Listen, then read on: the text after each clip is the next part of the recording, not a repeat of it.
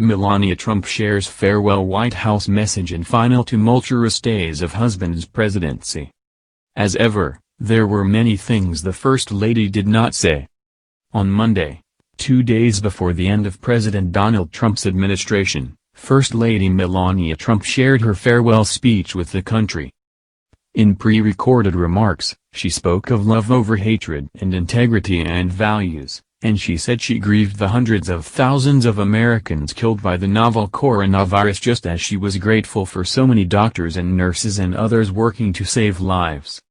"I have been inspired by incredible Americans across our country who lift up our communities through their kindness and courage, goodness and grace," Mrs. Trump said. "The past 4 years have been unforgettable. As Donald and I conclude our time in the White House, I think of all of the people I have taken home in my heart and their incredible stories of love, patriotism and determination."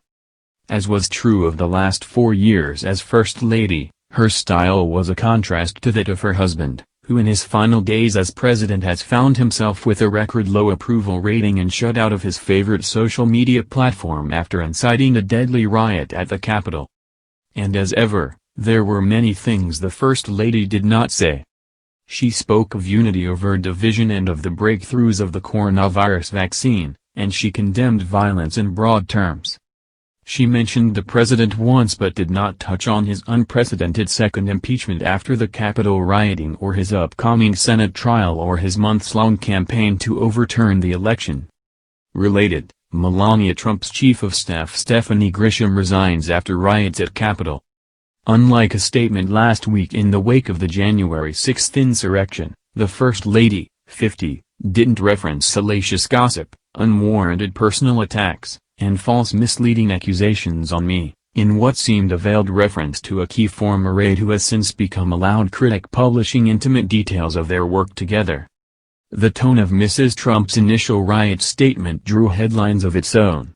Her longtime spokeswoman also resigned after the violence. On Monday she talked instead of the country, of coming together, of what she will not forget about the White House. She talked of her children's welfare initiative Be Best, which has been among her primary focuses as First Lady.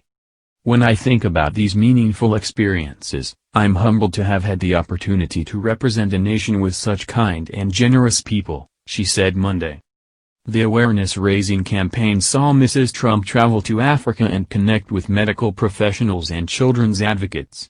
But the work has also been criticized as lightweight, intended more as a spotlight than a set of solutions to problems such as cyberbullying and the opioid epidemic. In the days before her final speech, Mrs. Trump looked back on both Be Best and her work decorating and refurbishing the White House, which she said was another cherished duty.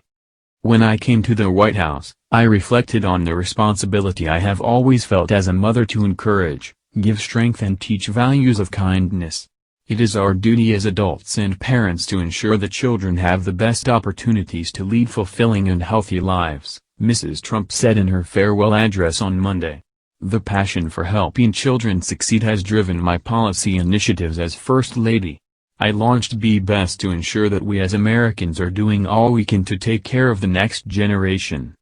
It has been an honor to represent American people abroad," she said, adding, "As I say farewell to my role as First Lady, it is my sincere hope that every American will do their part to teach our children what it means to be best. The promise of this nation belongs to all of us," the First Lady said. "Do not lose sight of your integrity and values. Use every opportunity to show consideration for another person and build good habits into our daily lives. In all circumstances, I ask every American to be an ambassador of Be Best.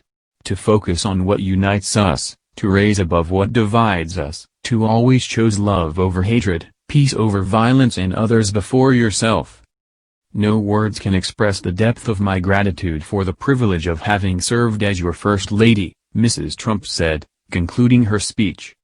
Neither she nor her husband is expected to attend the inauguration of successor Joe Biden, and a highly unusual break from tradition. What's more, according to CNN, she has not led incoming First Lady Dr. Jill Biden on a tour of the White House. A spokeswoman for the First Lady did not immediately respond to a question about this. The Trumps will head to their private Mar-a-Lago club in Palm Beach, Florida, once his presidency ends Wednesday.